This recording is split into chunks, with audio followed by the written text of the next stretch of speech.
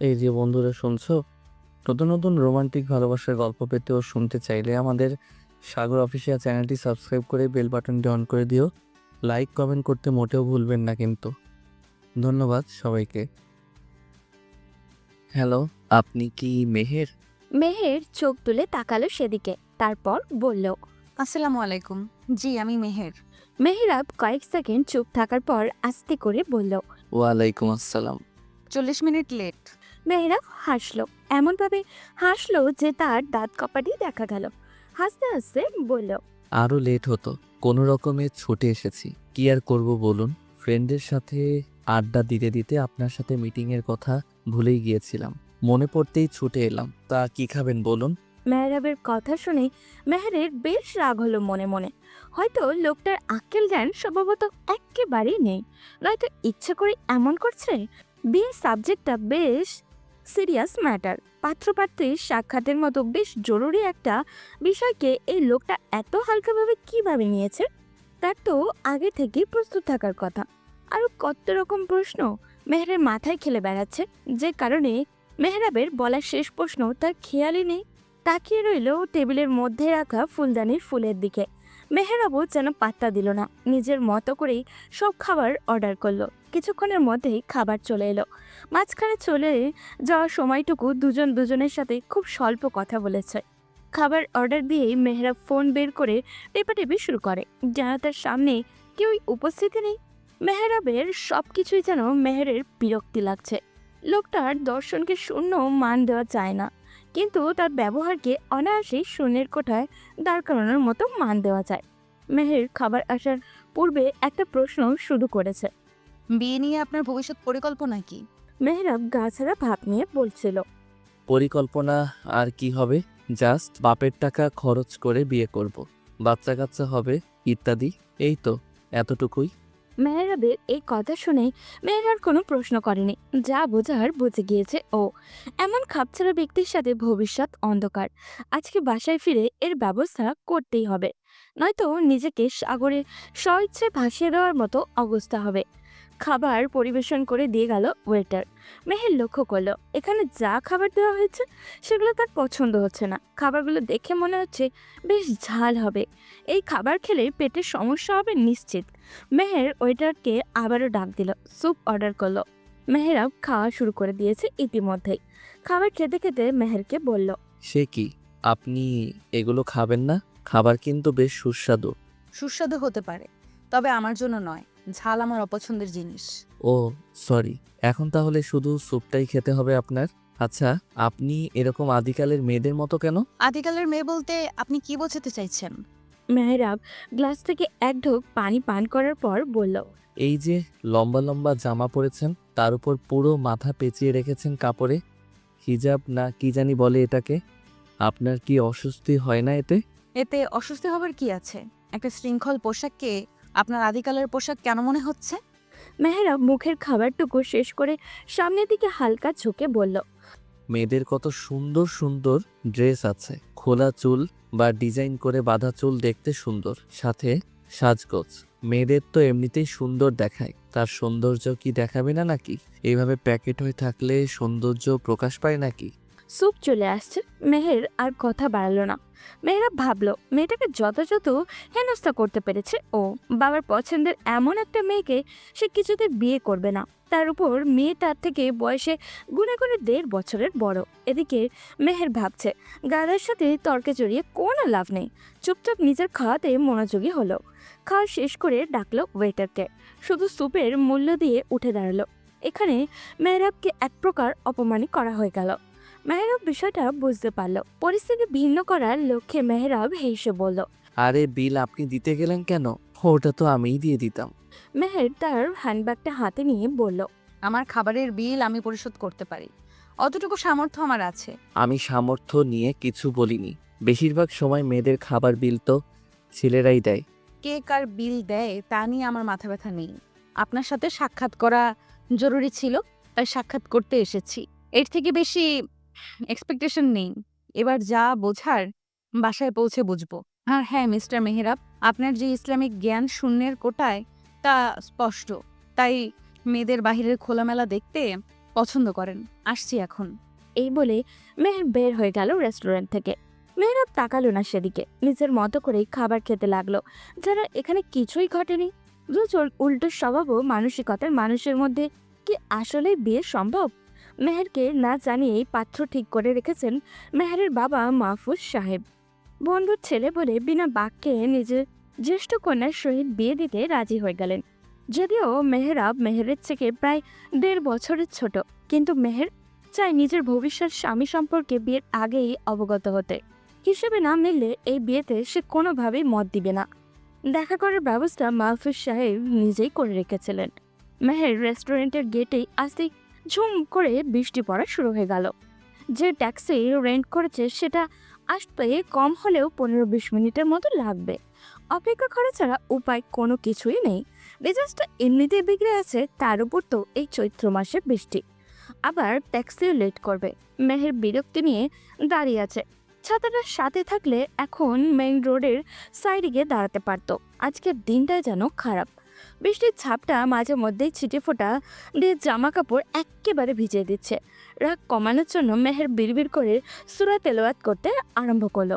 প্রায় 10 মিনিট পর তার পাশে কেউ একজন এসে দাঁড়ালো। মেহের সেদিকে নজর দেবার প্রয়োজন বোধ করলো না। পাশ থেকে লোকটা বলল, আমার জন্য অপেক্ষা করছিলেন নাকি? ঝট করেই মেহেরের দিকে তাকালো, দেখলো মেহরাব এই কথা বলছে। মেহের সাথে সাথে চোখ ফিরিয়ে নিল মেহরাবের থেকে, দৃষ্টি নিক্ষেপ করলো সামনের রাস্তার দিকে। মেহরাবের প্রশ্নের জবাব দেওয়ার প্রয়োজন মনে হলো না তার। মিনিট খানিকের মধ্যে রেন্ট করা ট্যাক্সি এসে থামলো রেস্টুরেন্টের সামনে। মেহের পা বাড়াতে নিলে রাস্তার এমন সময় খেয়াল করলো তার শরীরে পানি পড়ছে না। উপরে তাকিয়ে দেখলো ছাতা। মেহরাব ছাতা মেলে ধরেছে। মেহেরের কাছে বাড়াবাড়ি মনে হলো। মেহের মুখোমুখি হয়ে দাঁড়ালো মেহরাবের, তারপর বলল, নিজের সীমা রেখায় থাকুন। আমার উপকার করতে বলিনি আপনাকে। এই বলে মেহের হ্যান্ডব্যাগটা মাথার উপরে দিয়ে ছুটে গেল ট্যাক্সির দিকে। কোনো রকমের ট্যাক্সিতে উঠে হাফ ছাড়লো সে। বিরক্তিতে আজ তার পিছুই ছাড়ছে না। মেহরাবের ছাতা নিয়ে উপকার করতে আসে ব্যাপারটা ঠিক ভালো লাগলো না মেহেরের কাছে। নিশ্চয়ই এমন কিছু করে বসতো যা অসম্মানের। মেহেরের বাসায় পৌঁছাতে ঘন্টাখানেকের বেশি সময় লাগলো। বাড়ির ভেতরে পা রাখতেই আয়শা বেগম ছুটে এলেন মেহেরের দিকে। আয়শা হলেন মেহেরের মা। 2 কন্যা ও 1 পুত্রের জননী তিনি। আয়শা মেহেরের কাছে যাওয়ার আগেই মাইশা আগে ছুটে এলো। মেহেরের হাত থেকে ভেজা ব্যাগটা নিয়ে বলল, ইস আপু, আজকেও ছাতা নিয়ে যাওনি? মাইশা মেহেরের ছোট্ট বোন। তখন পাশ থেকে মেহেরের মা আয়শা বললেন, তাড়াতাড়ি কাপড় পাল্টাও গিয়ে, তোমার আবার সর্দি ছাড়েই না। কত যে বলি ছাতাটা সাথে রাখতে। উফ মা, এই ছাতার টপিক বাদ দাও তো। মেজাজটা এমনিতেই 420 হয়ে আছে। কোন বাদরের কাছে যে পাঠিয়েছিলে আজ? এই বলে মেহের ঘরে প্রবেশ করে দরজা লাগিয়ে দেয়। আয়শা থমকে দাঁড়িয়ে বলল, বাদর? রেস্টুরেন্টে বাদর আসলো কোথা থেকে? মাইশা দাঁত কেলিয়ে হেসে বলল, বুঝলে না মা, আপু সম্ভবত তার হবু বরের কথা বলেছে। হবু বরকে বাদর বলা? দিন দিন ম্যানারলেস হয়ে যাচ্ছ। স্বভাব এমন হতে থাকলে শ্বশুরবাড়ির ভাত কপালে জুটবে না। কথাটুকু বলা শেষে আয়শা চলে গেলেন নিজ কক্ষের দিকে। মাইশাকে বলে গেলেন ওদের আব্বু ও মেজো ভাই আসিফকে ডেকে আনতে। পাত্র দেখা শেষে মেহেরের মন্তব্য শুনতে বসবে সবাই। বিয়ে যেহেতু মোটামুটি ঠিক রকমের ঠিকই হয়ে আছে, সেহেতু মেহের না বললেও আয়শা মেনে নিবে না বলে সিদ্ধান্ত নিয়েছেন। এমন ভালো ছেলে আর পরিবার কখনো কোনোভাবেই হাতছাড়া করতে চান না মাহফুজ সাহেব এবং আয়শা বেগম। মেহের গোসল সেরে তবেই ঘর থেকে বের হলো। বাইরে এসে দেখে বাবা মায়ের ঘর থেকে কথা বলার আওয়াজ আসছে। এগিয়ে গেল সেদিকে।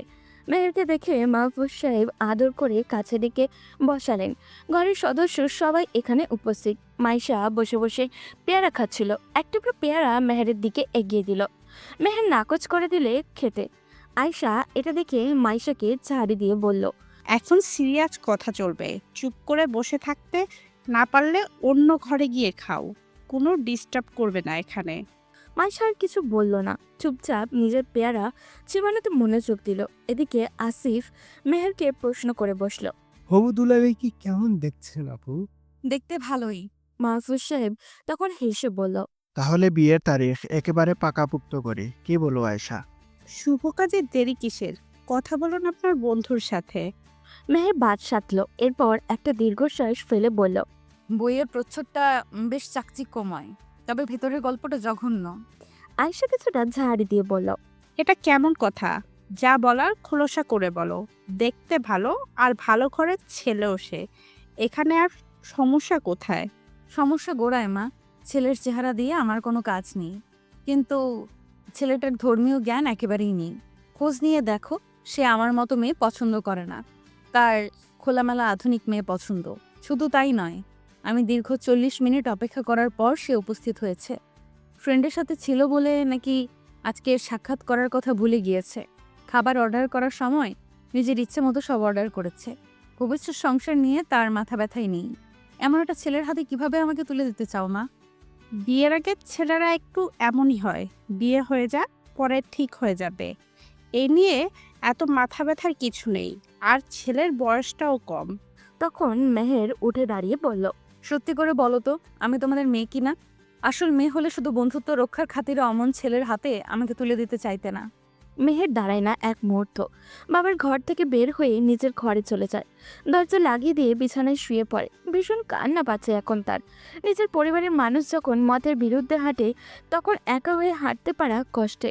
অপরদিকে মেহেরা বাড়ি পৌঁছে নিজের রুমে আবদ্ধ হয়ে পড়ে। এই মুহূর্তে বাবার সামনে পড়তে চায় না সে। সামনে পড়ুক বা না পড়ুক, পার্থ সম্পর্কে কথা বলতে বাবা রেদওয়ান সাহেব আসবেই আসবে। ঠিক 2 মিনিটের মাথাতেই দরজায় টোকা পড়ল। বিরক্তি নিয়ে দরজা খুলল মেহরাব। খুলে দেখলো তার মা সাফিয়া দাঁড়িয়ে আছেন। মেহরাব জোর করে ঠোঁটে হাসি ফুটিয়ে বলল, কিছু বলবে আম্মু? তোর জন্য আমরা দুই পুরোপুরি অপেক্ষা করছি। দ্রুত ফ্রেশ হয়ে বের হবি, জরুরি কথা সব সারতে হবে। এই বলে সাফিয়া চলে গেলেন। মেহরাব বেশ বুঝতে পারছে যে কিসের জরুরি কথা বলতে তার মা বাবা। কিছু করার নেই, মুখোমুখি হতে হবে ওনাদের। তবে তাদের ইচ্ছে এভাবে মেহরাবের ঘাড়ে চাপিয়ে দিতে পারে না। এই রকমই ভাবছে মেহরাব। আজ এই মেহের টপিক ক্লোজ করতেই হবে। দরজায় বেশ জোরেই লাগলো। বেশ অনেকটা সময় লাগিয়ে ফ্রেশ হয়ে বাবা রেদওয়ান সাহেবের সামনে এলো। মা বাবা মেহেরের কথা জিজ্ঞাসা করার আগেই মেহরাব বলে উঠল, দেখো বাবা, তোমার সব কথাই আমি মেনে চলি বা চলার চেষ্টা করি, কিন্তু এই বিয়ের ব্যাপারটা মানতে পারবো না। ওরকম প্যাকেট হয়ে চলা মেয়ের সাথে বিয়ের বন্ধনে আবদ্ধ হওয়া অসম্ভব। এত প্যাকেট হয়ে থাকে যেন তার অভ্যন্তরীণ অনেক সমস্যা আছে, যে কারণে সবার থেকে সৌন্দর্য আড়াল করতে চাই। রেদওয়ান সাহেব বেশ ক্ষিপ্ত হলেন মেহরাবের কথায়। রেগে উঠে দাঁড়ালেন ছেলেকে কষিয়ে একটা থাপ্পড় দেওয়ার জন্য। এমন সময় তার ছোট মেয়ে রেদওয়ান সাহেবের ফোনটা নিয়ে ছুটে এসে বলল, বাবা মাহফুজ আঙ্কেল কল করেছে। রেদওয়ান সাহেব চিন্তায় পড়ে গেল যে মাহফুজ সাহেবকে এখন কি বলবে। রেদওয়ান সাহেব ফোনটা নিয়ে বিছানায় বসে পড়লেন। স্বাভাবিকভাবেই দুই বন্ধু কুশল বিনিময় করলো। তারপর দুজনেই ফোনের দুপাশ থেকে চুপ হয়ে গেল। মাহফুজ সাহেব ভাবছে যে মেহেরের এই বিয়েতে আপত্তির কথা কিভাবে বলবে। ওদিকে রেদওয়ান সাহেবও ভাবছে যে মেহরাবের বিয়েতে আপত্তির কথা কিভাবে বলবেন। অবশেষে দুজনেই নিজেদের সন্তানের বিয়েতে অমতের কথা বলে ফেলল। সমস্যা না বললে এর সমাধান পাওয়া যাবে না, তাই দুজনেই সমাধান খুঁজবে এখন, যে করেই হোক। মেহরাব আর মেহেরের বিয়ে দেওয়ার সিদ্ধান্তে তারা দুই বন্ধুই অটুট। কিন্তু আদৌ কি সম্ভব হবে? মেহেরের ক্ষুধা পেল, কিন্তু এখন ওটাকে খেতে ইচ্ছে করছে না ওর। মা যে কেন এই অকর্মা ছেলের সাথে বিয়ে দিতে চাইছে এটা তার মাথাতেই ঢুকছে না। এসব ভাবনার মাঝে দরজায় আওয়াজ হতে শুনল। উঠে গিয়ে দরজা খুলে দেখলো মাইশা দাঁড়িয়ে আছে, হাতে তার ছোট্ট প্লেটে পেয়ারা কাটা। মেহের কিছু না বলে দাঁড়িয়ে রইল ঠায়। মাইশা মেহেরকে ঠেলে ভেতরে ঢুকতে ঢুকতে বলল, উফ আপু, ভূতের মতো দরজায় দাঁড়িয়ে রইলে কেন? আমাকে ভেতরে আসতে দিতে চাইছিলে না? মেহের দরজা লাগিয়ে দিয়ে বলল। এখন এলি কেন? এখন কথা বলার মুড নেই। মাইশা পেয়ারার প্লেটটা বিছানার উপর রেখে বলল, চলেই তো যাব, জাস্ট দেখতে এলাম যে তুমি কি করছো। আচ্ছা আপু, পাঁচু কি আসলেই খুব খারাপ যে তুমি বিয়ে করতে চাচ্ছ না? মেহের এক টুকরো পেয়ারাতে কামড় বসিয়ে বলল, বিয়ের বয়স হয়েছে আমার, বিয়ে করতেই পারি, কিন্তু এমন মানুষের সাথে আবদ্ধ হতে চাই না যার জন্য আমার ইহকাল আর পরকাল দুই কালই নষ্ট হয়। আম্মু কেন এইসব দেখেও দেখছে না সেটা আমার মাথায় ঢুকছে না। জোর করে আগুনে ফেলতে চাইছে আমাকে। বুঝতে পেরেছি। আচ্ছা আপু, আমার মনে হয় কি জানো, তুমি আম্মুর মেয়ে না। এই কথা শুনে মেহের চোখ পাকিয়ে তাকালো মাইশার দিকে। পেয়ারাতে এমন কামড় বসালো যেন মাইশার ঘাড়ে কামড় দিতে পারলে আরো ভালো হতো। মাইশা বুঝতে পারল মেহেরের চাহনি। সে সঙ্গে সঙ্গেই বলল, না মানে আপু দেখো, আম্মুর নাম আয়শা আর আমার নাম মাইশা। দুজনের নামের কত মিল। তোমার নামের সাথে আম্মুর নামের মিল নেই। আব্বুর নাম মাহফুজ আর তোমার নাম মেহের। তার মানে তুমি আব্বুর মেয়ে, আম্মু নাও। না হলে আম্মু এত জোর করতো না। তোর এই গোবরের মাথার লজিক ধুয়ে তুই পানি খা। এখন যা এখান থেকে। আগামী কয়েক ঘন্টা যেন তোকে আমার আশেপাশে না দেখি। মাইশা এক প্রকার পালিয়ে যাওয়ার মতো করেই ছুটে বের হয়ে গেল মেহেরের ঘর থেকে। মাইশা বের হতে না হতেই আসিফ এসে দরজায় উপস্থিত। মেহের দরজা লাগাতে গিয়ে দেখলো আসিফ সামনে এসে দাঁড়িয়ে আছে। এসেছিলাম তো খোঁজ নিতে, এখন দেখি তোমার মেজাজ 420। শুধু শুধু সব খেয়ে অকালে মরতে চাই না, গেলাম আমি। আসিফ দাঁড়ালো না আর। সে জানে মেহেরের মন খারাপের সময় একা থাকা পছন্দ করে, তবুও একটু চেক করতে এসেছিল। কিন্তু মাইশা হয়তো এমন কিছু বলছে যাতে করে বড় বোনটার মেজাজ চরম পর্যায়ে গিয়ে ঠেকেছে। এর জন্য আর কথা বাড়ায়নি। আসিফ চলে গেল, মেহের দরজা লাগিয়ে বিছানায় চলে যায়। শুয়ে শুয়ে পেয়ারাগুলোকে ইচ্ছা মতো চেবচ্ছে। রাগগুলো যেন পেয়ারের উপর দিয়েই যাচ্ছে। এদিকে মেহেরাব হাঁটু কেড়ে বসে আছে রেদওয়ান সাহেবের সামনে। রেদওয়ান সাহেব ইচ্ছে করেই এভাবে ছেলেকে বসিয়ে রেখেছে। ছেলে যথেষ্ট বড় হয়েছে, তাই তিনি চাচ্ছেন না গায়ে হাত তুলে ছেলেকে শাসন করতে, কিন্তু প্রয়োজন পড়লে তা তিনি নিশ্চয়ই করবেন। রেদওয়ান সাহেবের একটাই বক্তব্য, বিয়ে করলে মেহেরকেই করতে হবে। আকদ করিয়ে ফেলবেন, চেনা জানা যা হওয়ার আকদের পর দুজন করে নিবে। কিন্তু মেহেরাব এই সিদ্ধান্তে নারাজ। রুচির বিপরীতে থাকা মেহেরকে সে কিছুতেই বিয়ে করবে না। রেদওয়ান সাহেব শেষমেশ মেহেরাবকে উদ্দেশ্য করে সাফিয়াকে বলল, তোমার ছেলেকে বলে দাও মেহেরকে বিয়ে না করলে তাকে ত্যায্য করব। এমন ছেলে আমার প্রয়োজন নেই, যে কিনা শোনা আর থামার মধ্যে তফাৎ বুঝে না। কথা শেষে রেদওয়ান সাহেব বের হয়ে যান ঘর থেকে। বাবা চলে যাওয়ার সাথে সাথেই মেহরাব উঠে দাঁড়িয়ে মা সাফিয়াকে বলল, আম্মু, বাবাকে বোঝাও মেয়েটার মধ্যে কি এমন আছে যে আমাকে ওই মেয়েকেই বিয়ে করতে হবে। ত্যায্য করলেও আমি তাকে বিয়ে করব না। বিয়ে দুদিনের খেয়াল নয় যে আজ বিয়ে করে কাল মেয়েটাকে ছেড়ে দেব। যাকে পছন্দ না তাকে কিভাবে জীবনসঙ্গী করব, কিভাবে তাকে সহ্য করব। সাফিয়া দীর্ঘশ্বাস ফেলে বললেন, তোর বাবা ঠিকই বলেছে যে তুই তামা আর সোনার তফাৎ বুঝিস না এখনো। বিয়ের আগে তোর বাবাকেও আমার এত পছন্দ ছিল না। পারিবারিকভাবে বিয়ে হয়েছে আমাদের, কই আমাদের তো কিছু হয়নি। তোরা দুই ভাই বোনও জন্মেছিস, আমরা এখনো কিভাবে একসাথে আছি? তোকে শুধু সঠিক শিক্ষাটাই দিতে পারিনি। পরিবার থেকে যা শিক্ষা দেওয়ার তার সবটুকু দেওয়ার চেষ্টা করেছি, বেশিরভাগ শিক্ষাই তোকে গ্রহণ করাতে পারিনি। আমাদের ব্যর্থতা এখানেই।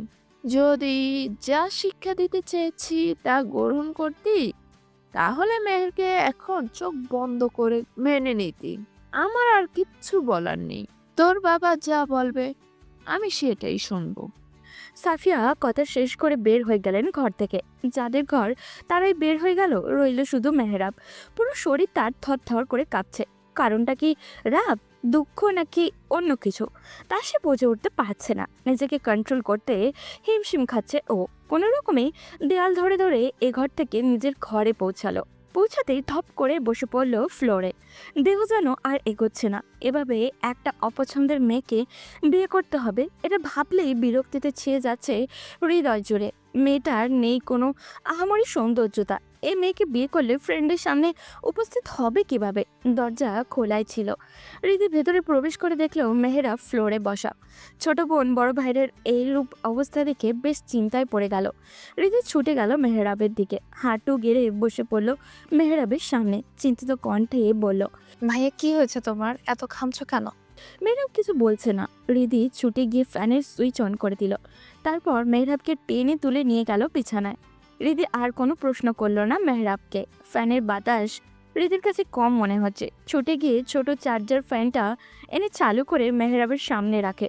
বোনের দরদ দেখে মেহরাবের কিছুটা স্বস্তি লাগছে। হৃদিকে আস্তে করে বলল, আমাকে একটু একা থাকতে দে, দরজাটা লাগিয়ে যাস। ভাইয়ের বাধ্যগত বোন আর কথা বাড়ালো না, দরজা চাপিয়ে চলে গেল ঘর থেকে। হৃদি বুঝতে পারছে বিষয়টা, সব সমস্যা এই বিয়ে নিয়ে। দুই প্রান্তে দুজনের রাতটা কেটে গেল চিন্তার সাগরে ভাসতে ভাসতে। কেউই কাউকেই চায় না। পুরোপুরি বিপরীতে থাকা দুটো স্বভাবের মানুষ কিভাবে এক হতে পারে? যদিও বা এক হয়, তারা ভবিষ্যতে নিশ্চিত অন্ধকার বৃত। মেহের ফজরের নামাজ পড়ে বাড়ির উঠানে এসে দাঁড়ালো।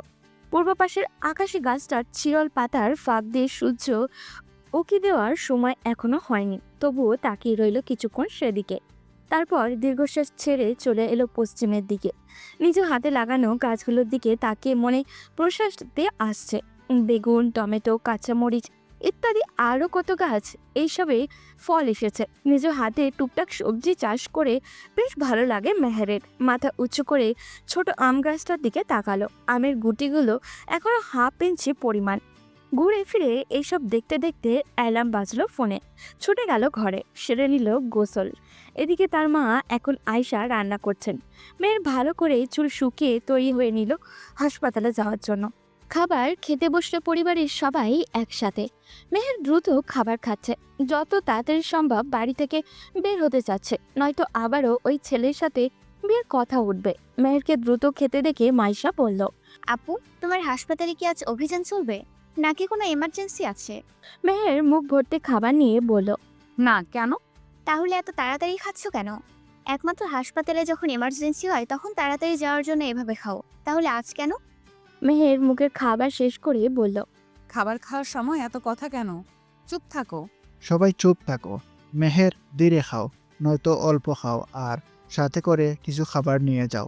একটু পর না হয় আবার খাবে। লাগবে না আব্বু, যথেষ্ট খেয়েছি।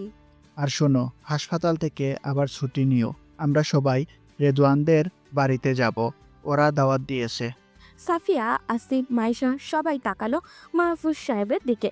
মেহের তখনও তাকিয়েছিল খাবারের প্লেটের দিকে। কয়েক সেকেন্ড চুপ থাকার পর মেহের মাহফুজ সাহেবকে বলল, আব্বু, যেই ছেলের সাথে বিয়েটাই করতে রাজি নই, তাহলে কেন যাব সেই বাড়ি? আমি অন্য যে কাউকে বিয়ে করব, তবু ওই ছেলেকে না। মেহের উঠে দাঁড়িয়ে গেল। মাহফুজ সাহেব গম্ভীর কণ্ঠে বলল, বিয়ে করবে কি করবে না সেটা পরের বিষয়। প্রথমত রেদওয়ান আমার বন্ধু, তার দাওয়াতে আমার যেতেই হবে। তুমি কখনো যাও না, তবে এবার যাবে, দ্যাটস ফাইনাল। আমি অযথা কারোর সামনে যেতে চাই না আব্বু। হাসপাতালের রিসেপশনের কাজ সহজ আর পর্দা সহিত থাকা যায় বিধায় আমি জবটা করছি। বিয়েটা হলে আমি এই কাজটাও করব না। পর্দার বিধান পুরোপুরি মেনে চলার চেষ্টা করব। আমাকে এইভাবে সবার সামনে যেতে বলবে না আব্বু। আম্মু ও মাইশা, তাদেরও এইভাবে চলা উচিত। মেহের আর এক মুহূর্ত দাঁড়ালো না, হাত ধুয়ে ব্যাগটা নিয়ে বের হয়ে পড়ল। বাকি সবাই খাবার টেবিলে চুপ করে বসে রইল। মাহফুজ সাহেব চিন্তিত চোখে তাকিয়ে রইলেন খাবারের প্লেটের দিকে। নিজের সিদ্ধান্ত কি আসলেই ভুলের বীজ লুকিয়ে আছে কিনা তা বুঝতে পারছেন না তিনি। আয়শা দীর্ঘশ্বাস ফেলে খাবারের মনোযোগী হলেন। মাইশা তাকিয়ে রইল বোনের চলে যাওয়ার দিকে। বড় বোনের থেকেই রোজই যেন তার কিছু না কিছু শেখা হচ্ছে। এখন এক শিক্ষা পেল। ওদিকে মেহরাবের ঘুম ভাঙেনি এখনো। সাফিয়া বেশ কয়েকবার ডেকে মেহরাবের ঘুম ভাঙাতেও পারেনি। দায়িত্ব পড়ল রিধির কাঁধে। অগত্যা ভাইকে সেই ডেকে তুলল। কিছুক্ষণ বাদেই পরিবারের সবাই খেতে বসলো একসাথে। খেতে খেতে রেদওয়ান সাহেব বললেন, মাহফুজের পুরো পরিবারকে দাওয়াত করেছি, ওদের সাথে ভালো ব্যবহার করতে যেন ভুল না হয়। মেহরাব খাওয়া থামিয়ে বলল, যাকে পছন্দ নয় বলে বিয়ে করব না বলেছি, তার পুরো পরিবার সহ দাওয়াত দেওয়ার মানে কি? তোমার জন্য আমাদের বন্ধুত্ব নষ্ট করতে বলছো? নিজেকে কি ভাবছো তুমি? খাও তো বাপের গাড়ে বসে, বাপের কামাই। আর ওই মেয়েটা কতটা শালীনতা বজায় রেখে চলাফেরা করে। তোমার তো বাজারের মাছি বন বন করা খোলা মিষ্টি পছন্দ। ঘরে যত্ন করে তৈরি করা মিষ্টির কদর তুমি কি বুঝবে? সেটা তো তোমাকে শেখাতে পারিনি। মেহের তোমার থেকে ভালো ছেলে ডিজার্ভ করে। তোমার মতো বাদরের গলায় মুক্তার মালা মানাবে না। আমারও রুচির দুর্ভিক্ষ হয়েছে।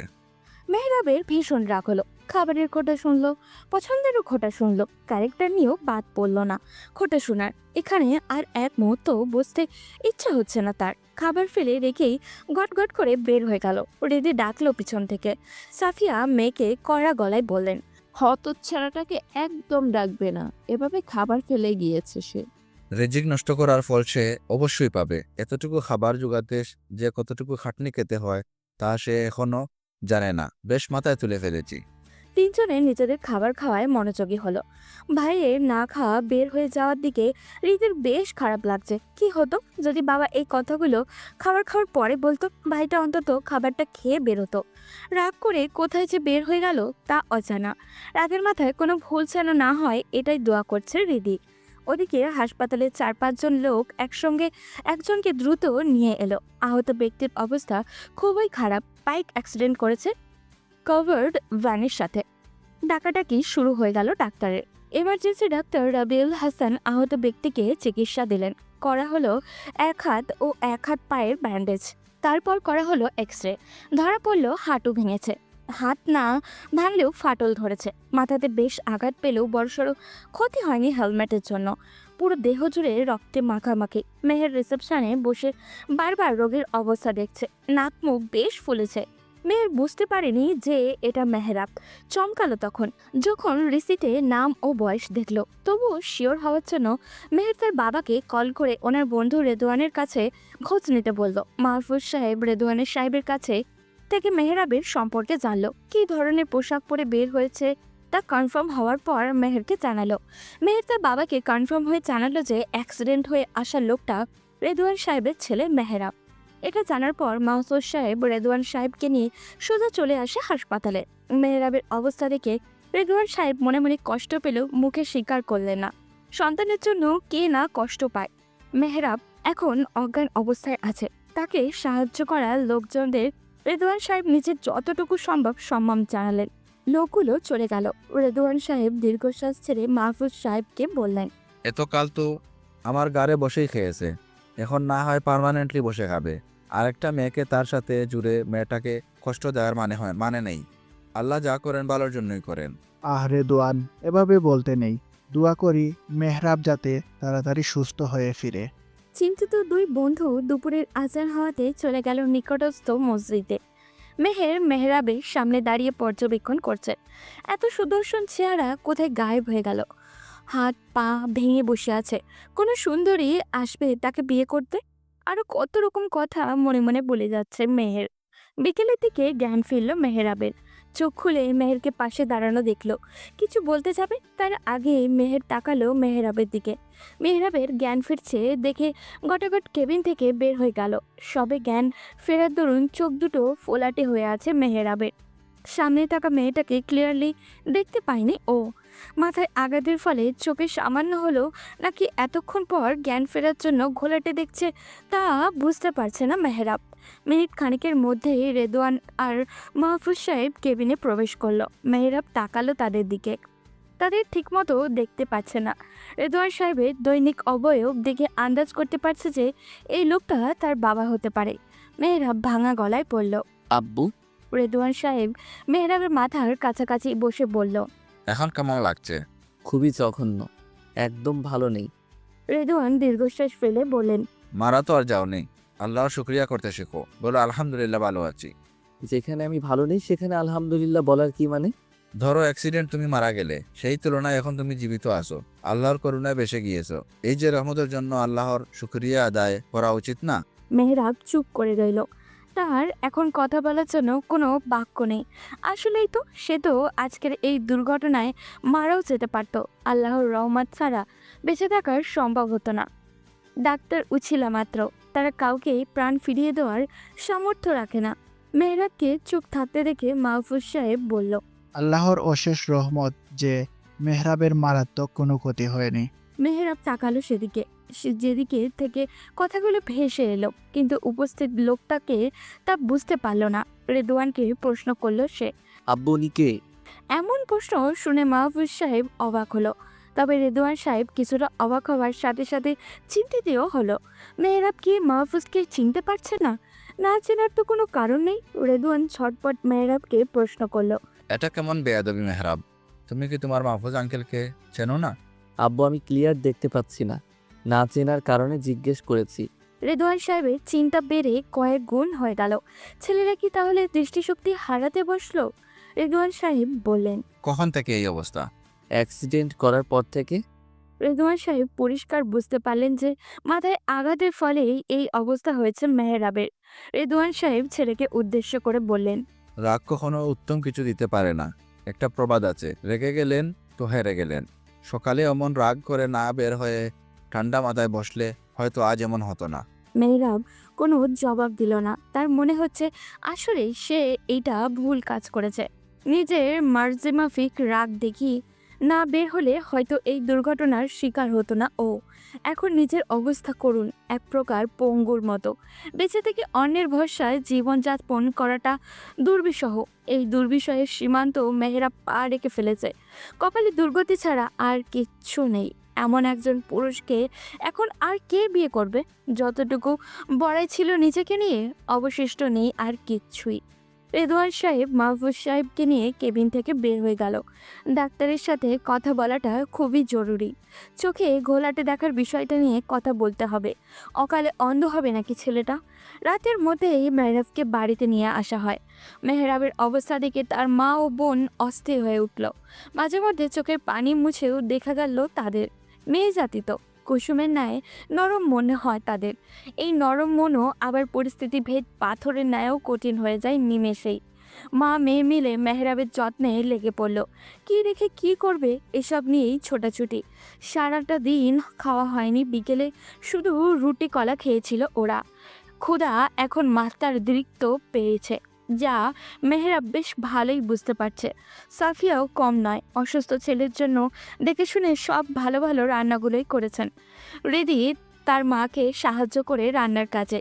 রেদওয়ান সাহেবকে বাসায় পৌঁছে দিয়ে মাহফুজ সাহেব নিজেও বাসায় ফিরে আসেন। রেদওয়ান রাতের খাবার খেয়ে যাওয়ার জন্য অনেকবার অনুরোধ করলেও মাহফুজ সাহেব চলে আসেন। তাকে বলে আসেন যে আগামীকাল পরিবার সহ আসবেন। আগে পরিবার নিয়ে আসার মানে ছিল শুধু দাওয়াত, আর এখন পরিবার সহ নিয়ে আসা মানে বড় কিছু, সম্পর্ক পরিবর্তনের মতো বড় কিছু। মেহের কেমন রিয়াক্ট করবে তা জানা, তবুও আরেকবার শেষ চেষ্টা। মেয়েরাও এখন উত্তপ্ত লোহার মতো অবস্থায় আছে। এখন একে আঘাতে সঠিক আকৃতি দিতে না পারলে নয়তো আর সঠিকভাবে গড়াই সম্ভব হবেই নয়। সবই নির্ভর করছে মেহেরের উপরে। মেয়েটা কি মেহরাবের এমন অবস্থায় মেনে নিবে? মাহফুজ সাহেব পরিবারের সাথে রাতে একসাথে খাবার খেতে বসেছেন। তিনি বেশ চিন্তিত, কি করবেন বুঝে উঠতে পারছেন না। মেহেরকে কিভাবে বোঝাবে, কিভাবে বলবে সেটাই ভাবছেন। এটাই শেষবারের মতো প্রস্তাব। এবারে বোঝানোর পর যদি মেহেরের মতামত না বোধক হয়, তাহলে মেয়েকে আর জোর দিবেন না বলে ভাবছেন মাহফুজ সাহেব। মেহের ছাড়া বাসার সবাই ইতিমধ্যে ব্যাপার সম্পর্কে অবগত। খাওয়া শুরু হয়েছে, কিন্তু মাহফুজ এখনও খাচ্ছেন না। মেহের লক্ষ্য করলো সেদিকে। মেহের আস্তে করে জিজ্ঞাসা করলো, বাবা খাচ্ছ না যে? তুমি কি অসুস্থ বোধ করছো? মাহফুজ সাহেব মেয়ের দিকে তাকিয়ে দীর্ঘশ্বাস ফেলেন। বাবার এমন দীর্ঘশ্বাস ফেলতে দেখে মেহেরের মন খচখচ করে উঠল। নিশ্চয়ই কিছু একটা ঘটেছে বা ঘটতে চলেছে। মেহের আবারও জিজ্ঞাসা করলো, বাবা কি হয়েছে? আচ্ছা মা, ধরো আমাদের ঘরে একটা লোহা আছে যেটা বাঁকা। একে সোজা করার প্রয়োজন, কিন্তু কোনোভাবেই পারছো না। একটা সুযোগ পেলে, যখন লোহাটা কোনোভাবে উত্তপ্ত অবস্থায় আছে, তখন তুমি কি করবে? মেহের কয়েক সেকেন্ড চুপ করে থাকার পর বলল, বাঁকাটাকে সোজা করা যেহেতু প্রয়োজন, সেহেতু লোহার নমনীয় অবস্থায় সোজা করে ফেলবো। কিন্তু এমন প্রশ্নে কি বোঝাতে চাইছো বাবা? মাহফুজ আকতি ভরা দৃষ্টিতে তার কন্যার দিকে তাকিয়ে বললেন, জীবনে যখন যা চেয়েছো তা যথাসাধ্য চেষ্টা করেছি দেয়ার। যতটা পেরেছি আমার সন্তানদের হাসি খুশি রাখার চেষ্টা করেছি। বাকিটা আমার রব জানেন যে আমি কতটুকু সার্থক হয়েছি। সব সময় চেয়েছি মানুষের মতো মানুষ হও। তোমার দ্বারা কারো উপকার না হলেও যেন ক্ষতি না হয়। সব অগুছালো কথা বলছি। আচ্ছা, একটা অনুরোধ রাখবে? মেহের শান্ত কণ্ঠে বলল, বলো বাবা, নিজের সর্বোচ্চ দিয়ে চেষ্টা করব। মেহরাবকে বিয়ে করো। তুমি আমার যথেষ্ট বুঝদার কন্যা। আমি অবশ্যই চাইব তুমি ভালো থাকো। এ বিষয় নিয়ে তোমার মতামতই শেষ মতামত। হ্যাঁ বা না, যা বলবে তাই হবে। আশা করি তুমি পারিপার্শ্বিক দিক বিবেচনা করতে সক্ষম।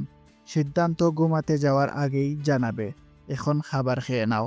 মেহের মাথা নিচু করে বসে রইল কিছুক্ষণ, তারপর খাওয়া শুরু করলো। খেতে খেতে বুঝলো যে লোহার উদাহরণ তাহলে মেহরাবকেই বুঝিয়েছে। আয়শা, মাইশা, আসিফ কেউই কোনো টু শব্দ করেনি। চুপচাপ নিজেদের খাবার খাওয়া নিয়ে ব্যস্ত। মাইশা মাঝে মধ্যে তাকাচ্ছে সবার দিকে, বোঝার চেষ্টা করছে এই গুমোট পরিস্থিতি। বাবা কেন যে বারবার মেহরাবের কথা বলছে তা বুঝতে পারছে না মাইশা। বড় আপার কথা অনুযায়ী মেহেরাব একজন বদলোক, হাই লেভেলের বাঁদর। সেখানে বাবা কি এমন দেখলো মেহেরাবের মাঝে যে বারবার আপুকে ওই লোকটার সাথেই জুড়ে দিতে চাচ্ছে? সম্পর্কের এই অঙ্কের হিসাব মেলাতে পারছে না মাইশা। মাহফুজ সাহেবের সামনে মুখোমুখি হয়ে দাঁড়িয়ে আছে মেহের। মাহফুজ বেশ আনন্দিত মেহেরের সিদ্ধান্তে। কোনো ভাবনা থেকে বিয়েতে মত দিয়েছে তা বড় বিষয় নয় মাহফুজের কাছে। বড় বিষয় হচ্ছে বিয়েতে রাজি হওয়া। মাহফুজের বিশ্বাস যে মেহেরাব ভালো হবে, মেহেরাব ও মেহেরের একসাথে ভালো থাকবে। এখন শুধু সেই ফলাফল চোখের দেখে চোখ জোড়ানোর অপেক্ষা। এর জন্য মেহেরকে একটু খাটতে হবে, তবে তা মাহফুজ আশাবাদী যে তার মেয়ে একজন বুদ্ধিমতী। হাসপাতালের এমডির সাথে কথা বলে ছুটি নিয়ে নিল মেহের। ছুটি খুব জরুরি। আগামীকাল হবে জীবন পাল্টে যাবার দিন, সম্পর্ক বদলাবার দিন। মেহেরের কাছে এই বিষয় হলো জীবনের সবচেয়ে বড় চ্যালেঞ্জ। মেহের চলে এলো নিজ কক্ষে। এদিকে মাহফুজ খুশি উপচে পড়ছে। রেদওয়ানকে কল দিয়ে মেহেরের রাজি হওয়ার ব্যাপারটা জানিয়ে দিল। রেদওয়ান মেহেরকে বিয়ের কথা জানালে মেহেরা বেশ অবাক হয়। এই মুহূর্তে বিয়ের চিন্তা কল্পনাতেও আসবে না তার। শরীরের এমন অবস্থা নিয়ে বিয়ে কিভাবে সম্ভব? তাও আবার সেই মেহেরকেই। এই মেয়েটাই রাজি হলো বা কী করে? জীবনে এক প্রকার জাহান্নামের মতনই হয়ে এসেছে। এই জীবনে সে কেন জড়িত হচ্ছে যাচ্ছে? মেহেরা ভালো মন্দ আর কিছুই বলল না, শুধু বাবার কথা শুনে গেল। প্রতিদিনের মতো ভোর এলো, রাঙিয়ে দিল আধারে ঢাকা অন্তরিক্ষকে। গগন জুড়ে সূর্যকিরণের হাসি ফুটলেও হাসি ফোটেনি মেহেরের ঠোঁটে। কপাল জুড়ে চিন্তার মাঝ, নিজের ভবিষ্যৎ নিয়ে চিন্তা। বুকের ধুকপুকানি কমার বদলে বেড়েই যাচ্ছে। নামাজ শেষে নামাজেই বসে রইল। পরিবারের বাকিরা মেহেরাবদের বাড়ি যাওয়ার প্রস্তুতি নিচ্ছে। বেশ কিছুক্ষণ পর মেহেরের দরজায় টোকা পড়ল। মেহের ধীর পায়ে উঠে দাঁড়িয়ে জায়নামাজটা বিছানার কিনারায় রেখে দিয়ে দরজা খুলে দিল। খুলে দেখে তার মা আয়শা দরজায় দাঁড়ানো, হাতে একটা শপিং ব্যাগ। আয়শা ব্যাগটা মেহেরের হাতে ধরিয়ে দিয়ে বলল, মা, তাড়াতাড়ি তৈরি হয়ে নে, ঘন্টাখানিকের মধ্যেই আমরা বের হব। মাইশাকে কি পাঠাবো তোকে হেল্প করতে? মেহের মাথা ডানে বামে ঝাঁকিয়ে বলল, না মা, ওকে পাঠানোর প্রয়োজন নেই, তারও তৈরি হওয়া বাকি, আমি একাই পারবো। আয়শা এক কদম এগিয়ে মেহেরের কপালে চুমু খেয়ে মাথায় হাত বুলিয়ে চলে গেলেন। মুখে হাসি থাকলেও সেই হাসি যেন মেকি হাসি। মনের গভীর থেকে এ হাসি আসেনি তার। স্বভাবতই তিনি তার মেয়েকে নিয়ে চিন্তিত। প্রথম দিকে এত চিন্তার ছিল না। মাহফুজ সাহেবের থেকে তিনি বেশি চাইতেন মেহেরাবের সাথে মেহেরের বিয়ে হোক, কিন্তু মেহেরাবের এমন একটা দুর্ঘটনার পর নিজের মেয়েকে আর ওই ছেলের সাথে তুলে দিতে চাইছেন না উনি। এই নিয়ে স্বামী স্ত্রী তর্কাতর্কিও করেছেন, তাতে কোনো লাভ হয়নি। এখন হাসি মুখে মেনে নেওয়া ছাড়া উপায় নেই। মেহের ব্যাগ খুলে দেখল তাতে শাড়ি, প্রয়োজনীয় জুয়েলারি ও কসমেটিক রাখা আছে। নিজের বিয়ের জন্য নিজের হাতেই সাজতে হবে এমন ভাবেনি কখনো মেহের। ভাগ্য নিজের হাতেই সাজগোছে লেখা আছে হয়তো, অন্য কাউকে পাওয়া তাই সম্ভব নয়। মেহের ধীর হাতে সব বের করে বউ সাজার প্রস্তুতি নিল। সাধারণভাবে সেজেও নিল। বেনারসি শাড়ির উপরে পরে নিল বোরকা। নিকাবটা বাঁধতেও ভুলল না, একদম আড়াল করে নিল নিজেকে। আয়নার সামনে দাঁড়িয়ে নিজেকে ভালো করে দেখে বিড়বিড় করে বলল, হে আমার রব, আমার উপর রহম করুন। আজ থেকে এই আড়াল যেন চিরস্থায়ী হয়, আমি যেন সব ঠিকঠাক করতে পারি। দরজায় টোকা পড়ল। মেহের দীর্ঘশ্বাস ছেড়ে এগিয়ে গেল দরজার দিকে। দরজা খুলে দেখলো মাইশা দাঁড়ানো। বেশ ভালোই সেজেছে সে। মেহেরকে দেখে মাইশা অবাক হয়ে বলে, আপু সব সময় বোরকা বা গাউন টাইপের ড্রেস পরো ঠিক আছে, কিন্তু আজকে তো তোমার বিয়ে, আজকে অন্য দিনের তুলনায় আরো বেশি নিজেকে আড়াল করেছো কেন? বিয়ে বলে কি পর্দা করা নিষেধ? ওরা এখনো আমার কেউ হয় না, একমাত্র বিয়ের কবুল পড়ার পরেই আত্মীয় হবেন, তখন আমি কিছুটা অনাবৃত হতে পারি। কিন্তু তুমি এত সেজেছো কেন? তোমার বোরকা কোথায়? মাইশা কিছুটা বিরক্ত আর হতাশা মেশানো কণ্ঠে বলল, আপু তোমার বিয়েতে একটু সাজগোজ করবে না? এই সাজের ওপর বোরকা পরলে সেজে কি লাভ? কেউ তো দেখবে না। অন্যকে দেখানোর জন্য সেজে থাকলে আমার বোন বলে পরিচয় দিও না। আমার ত্রিসীমানায় যেন তোমাকে না দেখি। তোমাকে এই নিয়ে অনেকবার বুঝিয়েছি, যথেষ্ট বড় হয়েছো এখন। সব সময় বাহিরে বোরকা পরে বের হও। আমার বিয়ে আমার বিষয়, তাতে নিজেকে কেন প্রদর্শন করবে? মাইশা হতাশ হলো। অন্তত নিজের বোনের বিয়েতে একটু সাজগোজ করে আনন্দ করবে তা আর হলো না। নিজের ঘরে চলে গেল বোরকা পরিধান করতে। বড় বোনের জীবনের এমন একটা অধ্যায় শুরু হতে যাচ্ছে, সেখানে নিজে উপস্থিত না থাকলে সারা জীবন আফসোস হবে। এদিকে মেহের নিজেই হাজির হলো পরিবারের সবার সাথে। মেহেরকে নিয়ে সবাই গাড়িতে উঠে বসলো। মিনিট খানেক পরেই মাইশা হাজির হলো, বোরকা নিকাব পরে।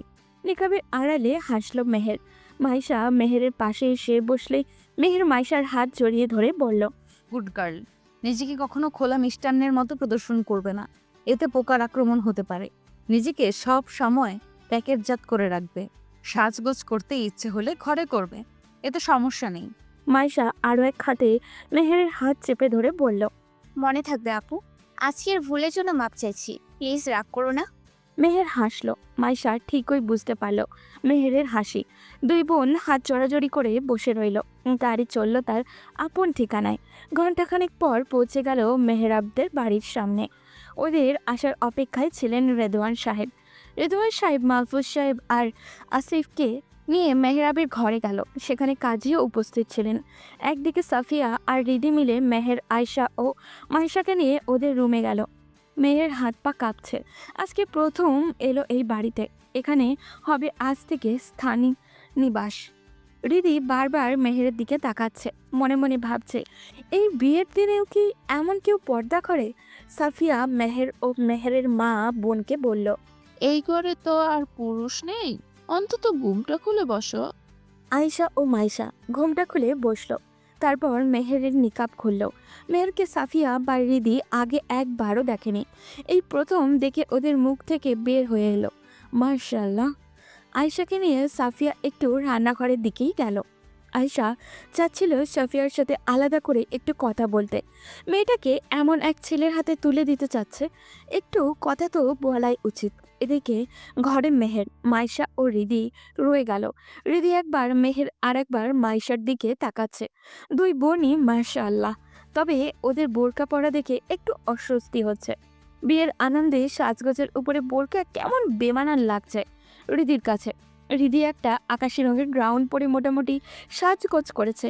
এই সাজ যেন এখন তার কাছে পানসে লাগছে। মেহের আহামরি কোনো সুন্দরী নয়, তবে এই সাজে তাকে অসম্ভব সুন্দরী লাগছে।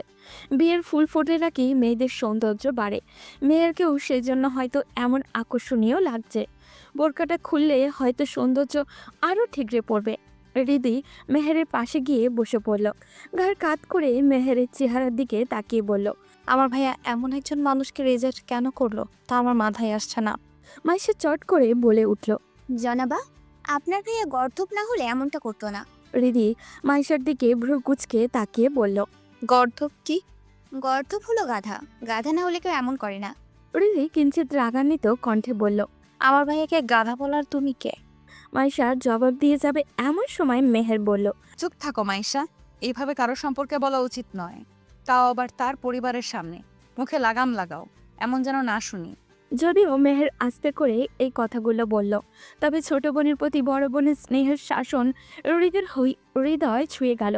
তারও এখন ইচ্ছা হচ্ছে একটা বড় বোন থাকা নিয়ে। একটা বড় বোন ছোট বোনের জন্য একজন আদর্শ গাইডলাইন হতে পারে। হৃদি এই গাইডলাইনের অভাব বোধ করছে। মাইশার প্রতি যে রাগটা এসেছিল তার এখন নেই। হৃদি চুপ হয়ে গেল সেও। অপর থেকে সাফিয়ার সাথে টুকটাক কথা সারলেন আয়শা। তারপর ফিরে এলেন মেয়েদের কাছে।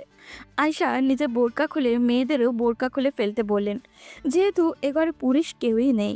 আয়শার কথা মতো মেহের ও মাইশা বোরকা খুলে ফেলে। জামদানি বেনারসিতে বেশ ধকলের শাড়ি, ফ্যানের নিচে বসে থেকেও দর দর করে ঘাম ঝরে চলেছে। বোরকাটা খুলে কিছুটা শান্তি লাগছে। সাফিয়া মেহেরকে দেখে হেসে পাশে বসলেন।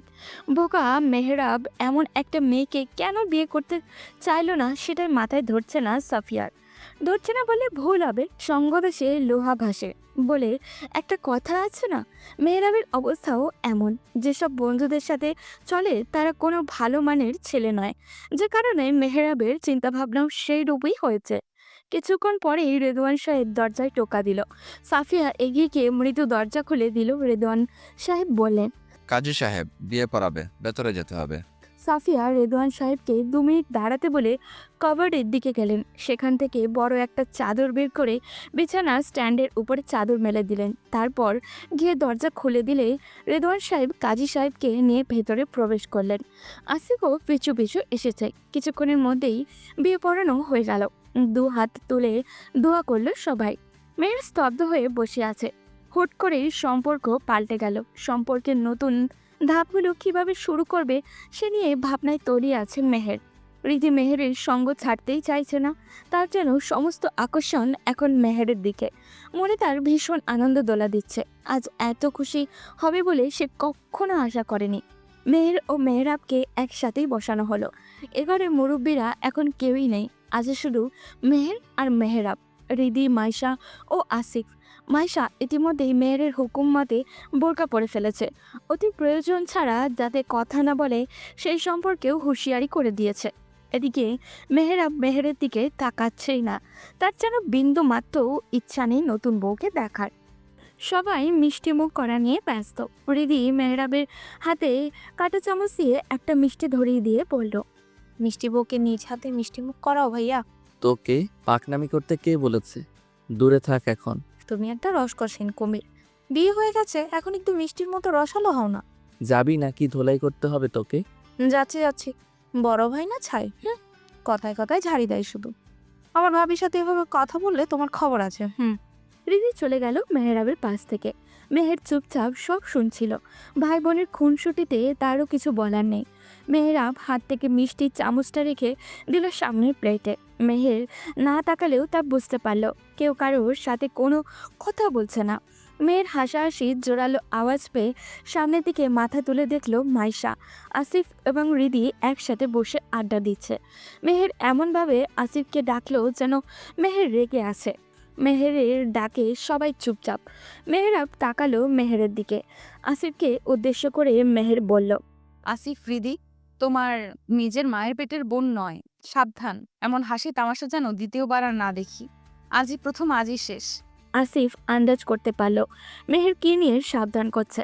সে নিচের দিকে তাকিয়ে বলল, দুঃখিত আপু, আর হবে না। মেহরাব অবাক হলো মেহেরের কাণ্ডে। আসিফ ও রিদি এখন দুজন সম্পর্কে বিয়ান। তারা নিজেদের মধ্যে দুষ্টুমি হাসি তামাশা করতেই পারে। তাই বলে মেহের এমন কর্কশ গলায় সাবধান করবে, এটা মেহরাবের কাছে বাড়াবাড়ি মনে হলো। মেহরাব বলে উঠল, এটা কেমন ব্যবহার? ওদের হাসি তামাশার সম্পর্ক, এখানে সাবধান করার কি আছে? মেহের এবার শান্ত কণ্ঠে বলল, সম্পর্ক কখনো হাসি তামাশার হতে পারে না। সীমার সামনে কোনো কিছুই সুন্দর নয়। বিয়ান সম্পর্ক খারাপ কোথায়? আপনার মগজে সমস্যা। খারাপ কোথায় সেটা চোখ দিয়ে কিভাবে দেখবেন? এমন সময় 2 পরিবারের মুরব্বীরা ঘরে প্রবেশ করলেন। আয়েশা এসেই দ্রুত পায়ে এগোলেন মেহেরের দিকে।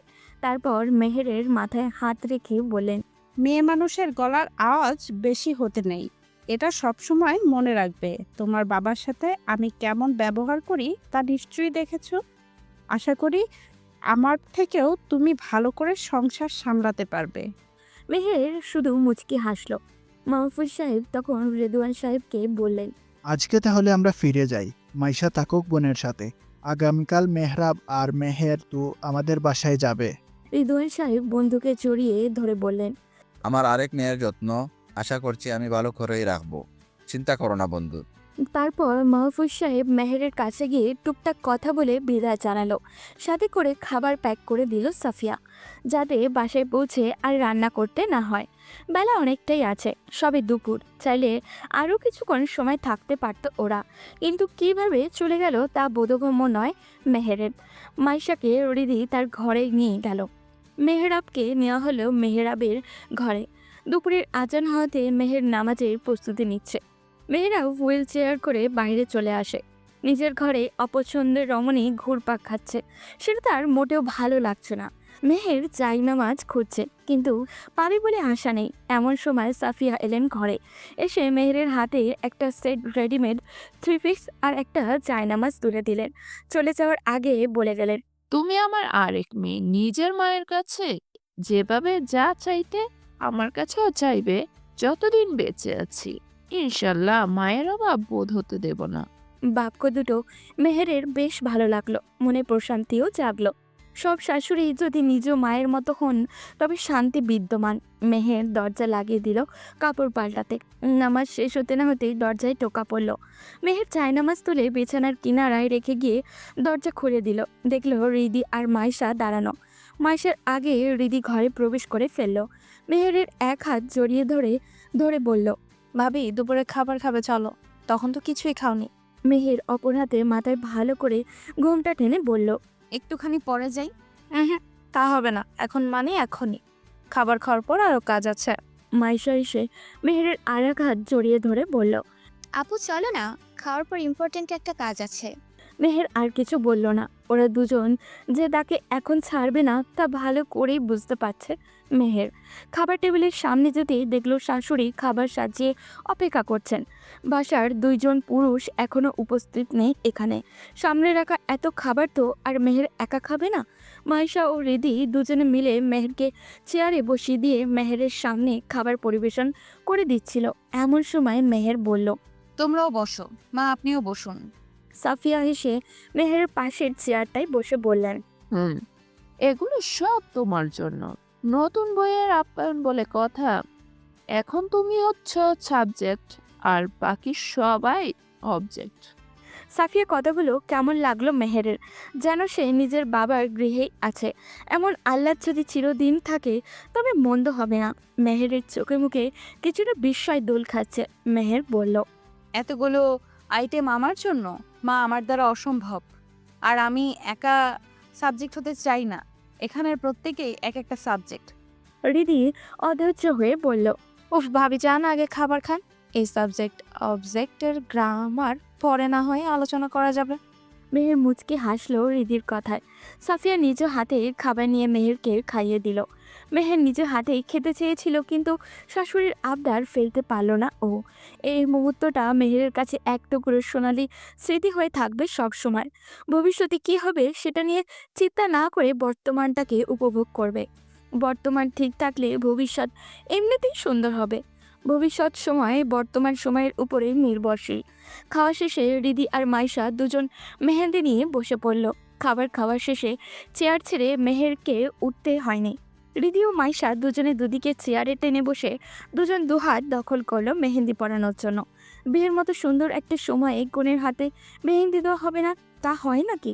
বিয়ের তাড়াহুড়ো থাকায় তখন মেহেন্দি পরার সময় হয়নি, তাই এখন সে কাজ করা হবে।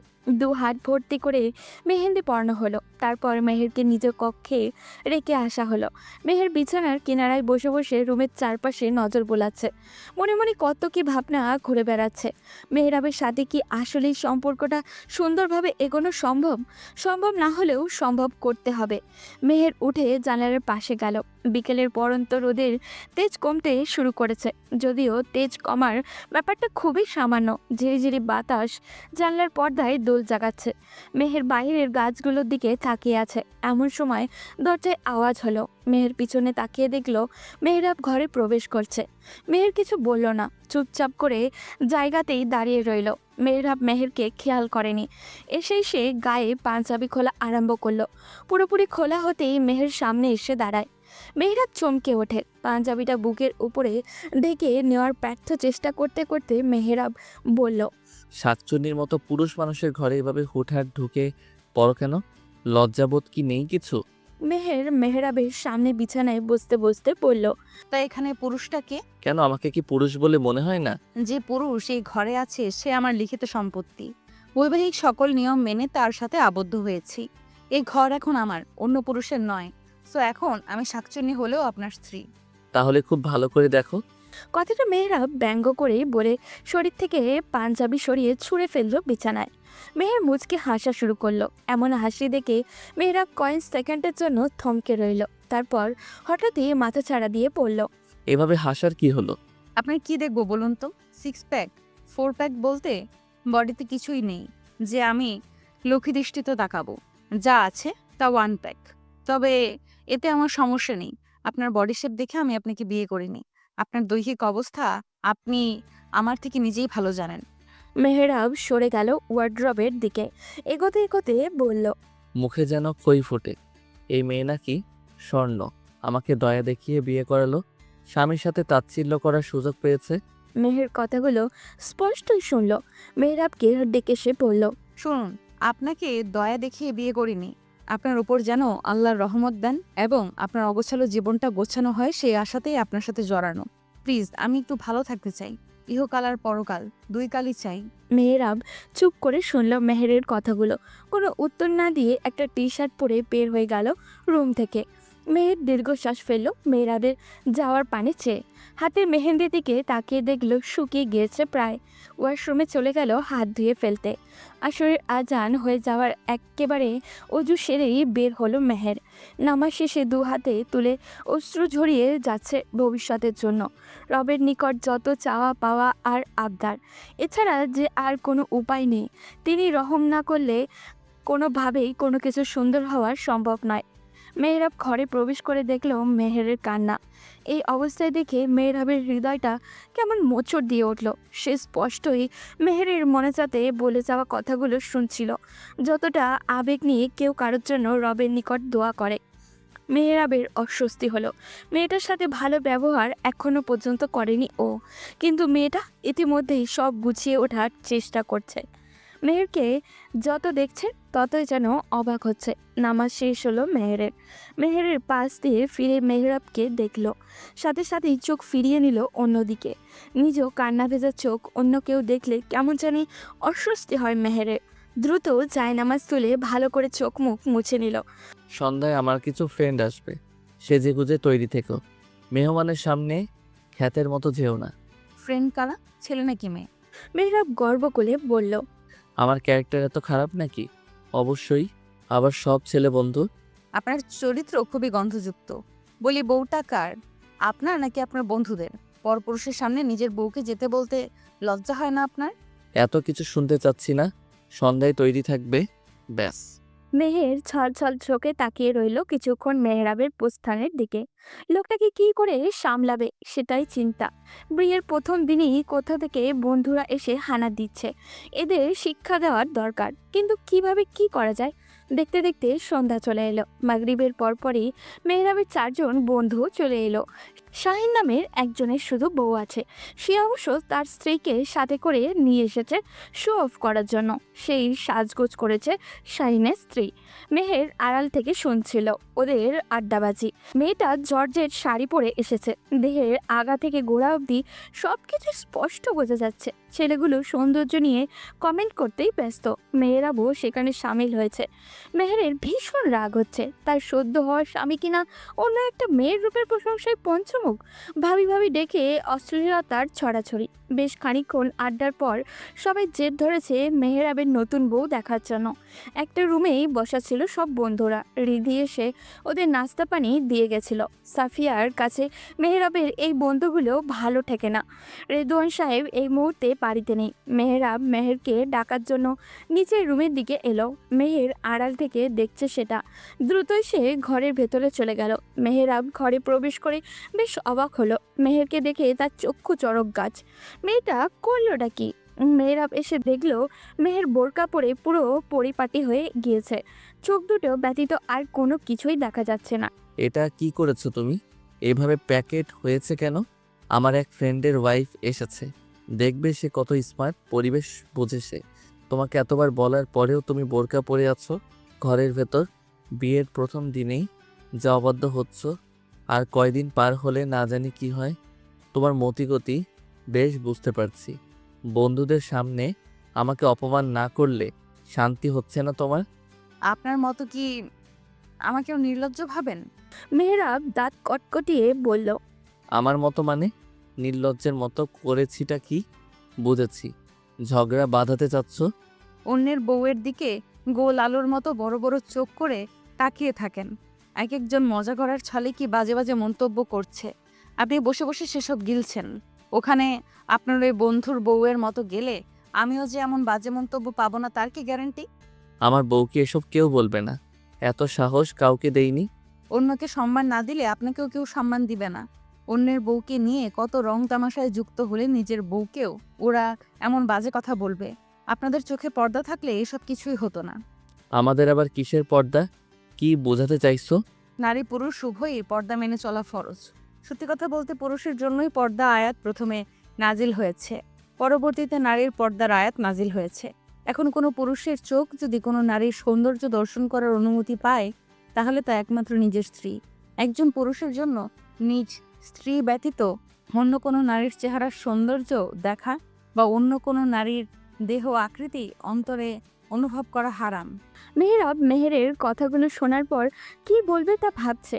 মেহরাব ভেবে বলল, আচ্ছা, বুঝলাম যে আমাদের চোখের পর্দা করতে হবে, কিন্তু তুমি এত প্যাকেট হচ্ছ কেন? স্বাভাবিক পোশাকেই তো থাকতে পারো নাকি? আমার ফ্রেন্ডগুলো আমার নিজ ভাইয়ের মতোই, এদের সামনে অন্ততপক্ষে একবার যেতেই পারো নাকি? ঘরের ভেতর এমন লোক হাসানো, হিজাব না পড়লেও তো হয়। মেহেরের মনে হচ্ছে সে হেরে যাচ্ছে, তবুও লড়তেই হবে। গাধা পিটিয়ে ঘোড়া করতে হবে, সেটাই করবে। মেহের আরও একবার দীর্ঘশ্বাস ফেলে বলল, হিজাব পরা মানে মানুষকে দেখানো নয় যে আমি হিজাব পরছি, এটা আমার প্রয়োজনে পরা। হিজাব পরা মানে আল্লাহ নির্দেশ দিয়েছেন আমার শরীরের সৌন্দর্য পরপুরুষ থেকে ঢেকে রাখতে। যা দেখার অনুমতি বা প্রদর্শন করার অনুমতি দিয়েছে একমাত্র আমার স্বামীর সামনে। তাহলে আমি অন্য মানুষের সামনে নিজেকে কেন প্রদর্শন করব? নারী কখনো প্রদর্শনীয় বস্তু নয় মেহরাব। মেহরাব মেহেরের দিকে তাকিয়ে চুপচাপ কথাগুলো শুনল। মেহেরের কথা শেষ হবার পরেও যেন মেহরাব ধ্যানে আছে, এমনভাবে তাকিয়ে রইল। মিনিট খানেক এভাবে সময় পার হলো। মেহের অপেক্ষা করছে মেহরাবের জবাবের, কিন্তু সে কোনো সারা শব্দ করল না। কিছুক্ষণ পর মেহরাব হুকুম করার স্বরে বলল, এসব প্যাকেট থেকে বের হও, এমনিতেই প্রচুর গরম। কাপড় পাল্টে বসে থাকো এখানে, এক পাও বের হবে না এই ঘর থেকে। কথা শেষ হতে না হতেই মেহরাব চলে গেল ঘর হতে। মেহেরের ঠোঁটের কোণায় এক ছিলতে হাসির রেখা মিলল। কিছুটা আশার আলো হয়তো পাওয়া গেল মেহরাবের কাছ থেকে। মেহরাব চলে গেল বন্ধুদের কাছে। মেহেরের কথাগুলো শোনার পর নিজের মনের ভেতরে কেমন খচখচ করছে। মেহরাবকে একা ফিরতে দেখে বন্ধুদের একজন বলে উঠল, কিরে বেটা, বউ রেখে একাই আসলি? আমার মনে হয় তোর বউ দেখার মতো না, তাই সামনে আনতে চাস না। মেহরাবের ভ্রুযুগল মৃদু কোচকালো। মেহের যথেষ্ট দেখতে, তাকে নিয়ে এমন কটু কথা ঠিক হজম হলো না। মেহরাবের সেই বন্ধুর বাক্যখানি শেষ হতে না হতেই বাকি বন্ধুরা হো হো করে হেসে উঠল, যেন সেই কথায় বেশ মজা পেয়েছে। ওদের হাসি থামার পর মেহরাব একগাল হেসে বলল, আচ্ছা শোন, তোদের সম্পত্তির কিছু অংশ কি আমাকে দিবি? আমার সম্পত্তির ভাগ তোকে দিতে যাব কোন দুঃখে? আমি তো যথেষ্ট সুখে আছি। বাকি ফ্রেন্ডগুলো বেশ এইরকমই বুলি আওড়ালো। এইসব শোনার পর মেহরাব বলল, আমার স্ত্রী আমার সম্পত্তি, একদম সিলগালা করার সম্পত্তি। তাহলে তাকে কেন তোদের সামনে প্রদর্শনীর বস্তুর মতো প্রদর্শন করাতে হবে? শাহিন উঠে দাঁড়িয়ে বলল, কিরে বেটা, বিয়ে করতে না করতে পোল্ট্রি খেয়ে ফেলেছিস? আমাদের বউ তো চোখে গিলিস কতবার, এখন নিজের বউ সিন্ধুকে লুকিয়ে রাখার চেষ্টা করছিস? Wow, beautiful. শাহিনের সাথে সাথে বাকিরাও উঠে দাঁড়ালো। মেহরাব মুচকি হেসে বলল, নিজে তো হাত পা ভেঙে বসে আছি, তাহলে পোল্ট্রি কিভাবে খাবো? আচ্ছা, আমার একটা প্রশ্নের উত্তর দে আগে। তোদের সম্পত্তির ভাগ কি আমাকে দিবি? বেশি না, সবার থেকে অল্প অল্প করে দিলেই হবে। রাসেল একটু কড়া গলায় বলল, আমার সম্পত্তি তোকে কেন দিব? এক প্রশ্ন কতবার করছিস? প্রশ্ন বারবার করার কারণ আছে। আচ্ছা শোন তাহলে, আমার সম্পত্তি কেন তোদের সামনে শো অফ করবো? ঘরের মেয়ে মানুষ সবচেয়ে দামি সম্পত্তি। মেহরাবের কথা শেষ না হতে হতেই সোহেল বলে উঠল, থাম তুই, অনেকক্ষণ যাবৎ তোর ফাউল মার্কা কথা শুনছি। অ্যাক্সিডেন্টের সাথে তোর মাথাটাও গেছে। তোর সাথে সম্পর্ক এখানেই আমি চুকিয়ে দিলাম। আর কখনো যোগাযোগ করিস না আমাদের সাথে, এত ফালতু সময় নেই। এই চল তোরা। সোহেলের কথা পৃষ্ঠে কেউ আর কিছু বলল না। একজনের চেহারার বিরক্তির ছাপ। সবাই বের হয়ে গেল বাসা থেকে। মেহরাব চুপ করে এক জায়গায় স্থির রইল বেশ কিছুক্ষণ। এতদিনের ফ্রেন্ডশিপ শেষ হয়ে গেল। কেন যে এত কথা বলতে গেল তা নিজেও বুঝতে পারছে না। এই রকম তো হওয়ার কথা ছিল না। কি হলো হঠাৎ করে? মেহেরের বলা কথাগুলো শোনার পরে মনের ভিতরে কিসের উৎপাত যে শুরু হলো তা বুঝেই উঠতে পারছে না ও। অনুভূতি বেশ অন্যরকম। বন্ধুদেরকে এতগুলো কথা বলেও যেন গভীরভাবে আফসোস হচ্ছে না। কিছুক্ষণ পর নিজ কাঁধে কারো স্পর্শ পেল মেহরাব। ঘাড় ঘুরিয়ে দেখলো তার বাবা রেদওয়ান সাহেব দাঁড়ানো। মেহরাব মুচকি হেসে বলল, আব্বু কখন এলে? এই তো যখন তোমার বন্ধু নামক শত্রুগুলো বের হয়ে গেল। আব্বু, তুমি ওদের শত্রু কেন বলছো? আমার ক্ষতি তো আর করেনি। রেদওয়ান সাহেব হেসে মেহরাবের সামনে এসে দাঁড়িয়ে বলল, তোমার 4 আনার উপকারও তারা করেনি। ওরা যেভাবে চলাফেরা করতো তা শুভনীয় নয়। ধর্মীয় কোনো নিয়মকানুন ওদের মধ্যে নেই। তোমার কি এটা ক্ষতির দিক মনে হয় না? আব্বু, আমি তো আর ওদের মতো চলিনি। চলেছ, তবে আজকে যা করেছ তা উচিত কাজই করেছ। প্রতিটা সম্পর্কই সুন্দর যদি তা নিয়ম অনুযায়ী রাখা যায়। মেহরাব দীর্ঘশ্বাস ফেলে বলল। বাধ্য আব্বু, ওদের সাথে পথ চলা হয়তো আজই শেষ। রেদওয়ান সাহেব হেসে মেহরাবের কাঁধে চাপড় দিয়ে বলল, শেষ হলেই আলহামদুলিল্লাহ। নিজের দিকে একটু তাকাও।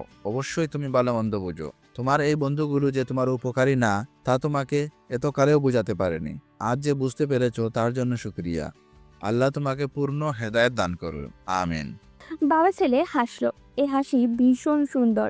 রেদওয়ান সাহেব তার ছেলের সাথে ওই ঘরে বসেই এশার আজান পর্যন্ত কথাবার্তা বললেন।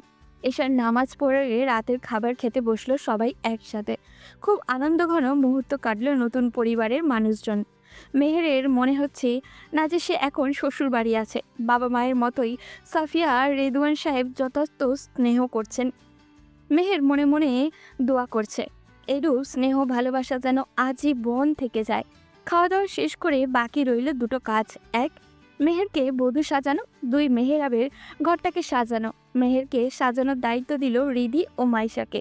ওদিকে ঘর সাজানোর দায়িত্ব কাঁধে নিলেন 2 বুড়ো বুড়ি। কাজ ভাগাভাগি করতে শুনে মেহেরাব বলল, আমি কি তাহলে ফোকাসের বাহিরে? না মানে আমার কি সাজসজ্জা লাগবে না? রিদি হাসতে হাসতে বলল, ভাইয়া, তোমার নিজের দায়িত্ব নিজে পালন করো, নয়তো আব্বুর অপেক্ষা কর। তোমার ঘর সাজানোর কাজ হলে পরে তোমাকে সেট আপ করে দিবে। মেহেরাব কথা বাড়ালো না। কথাটা বলে নিজেরাই জানি কেমন জানি লজ্জা বোধ হচ্ছিল। এইরকম হওয়ার কথা নয়, আগে তো কখনো হয়নি। একদিনের ভেতরে কিভাবে এত চেঞ্জ হতে পারে? কারো কারো দিনের দোয়া হয়তো আল্লাহ তাআলা কবুল করে নিয়েছেন, নয়তো এই হেদায়েত পাওয়া সম্ভব না। রাত প্রায় 12টার কাটা ছুঁই ছুঁই। শুভ্র রঙের গ্রাউন্ডে মেহের বসে আছে মেহেরাবের বিছানায়। উফ, এই ঘর আজ তারও। ঘরটা স্বল্প সময়ে যতটুকু সাজানো যায় ততটুকুই সাজানো হয়েছে, যাকে বলে হালকার মধ্যে গর্জিয়াস। মেহেরের হাতের তালু ঘামছে। সারাদিনে যতটা না নার্ভাস লেগেছে তার থেকে ঢের বেশি এই মুহূর্তে নার্ভাস লাগছে ওর। মনের ভিতরে হরেক রকমের অনুভূতি। আন্দোলনের তোপে নিতান্তই মেহের দুর্বল হচ্ছে। মেহেরাব ঘরে এলো ঠিক 12টা বেজে 1 মিনিট। মেহের উঠে দাঁড়িয়ে সালাম জানালো। মেহরাবকে বিছানায় উঠতে সাহায্য করলো। বিছানায় বসার পর মেহরাব বলল, এভাবে নিজের জীবন নষ্ট না করলেও পারতে। আমি এখন বোঝা ছাড়া আর কিছুই নই। আমাকে দয়া দেখানোর জন্য বিয়ে না করলেও পারতে। মেহের দীর্ঘশ্বাস ফেলে বলল, প্রথমত আপনাকে দয়া দেখানোর জন্য আমি বিয়ে করিনি। দয়া দেখাতে হলে বিয়ের প্রয়োজন হয় বলে আমার মনে হয় না। দ্বিতীয়ত, বিয়ে শাদী আল্লাহর হাতে। যার সাথে যার জুড়ি লেখা তার সাথে তা আটকা পড়তেই হবে। বিয়ে নিজের হাতে থাকলে কয়েক বছর প্রেম করা প্রেমিককে রেখে অন্য কাউকে কেউ বিয়ে করতো না। মেহরাবের মাথায় হঠাৎ প্রশ্ন ছুটে এলো। মেহেরের কথা শেষ না হতে হতেই মেহরাব বলল, তোমার কি তাহলে বিয়ের পূর্বে কোনো সম্পর্ক ছিল যে কারণে প্রথমে এই বিয়েতে রাজি হওনি? মেহরাবের প্রশ্ন শুনে মেহের ঠিক কী ধরনের প্রতিক্রিয়া দেখাবে বুঝতে পারছিল না। কয়েক সেকেন্ড ভাবার পর মৃদু হেসে বলল, আমি আমার স্বামীর জন্য, কোনো প্রেমিক পুরুষের জন্য নই। হালালের স্বাদ কখনো হারাম সম্পর্কে থাকে না। মেহরাব মৃদু হাসলো। এতটাই মৃদু যে ঠোঁটের পানি গভীরভাবে না তাকালে তা বোঝা সম্ভব নয়। মেহের তা লক্ষ্য করেনি। এই মুহূর্তে সে মেহরাবের দিকে তাকাতে পারছে না।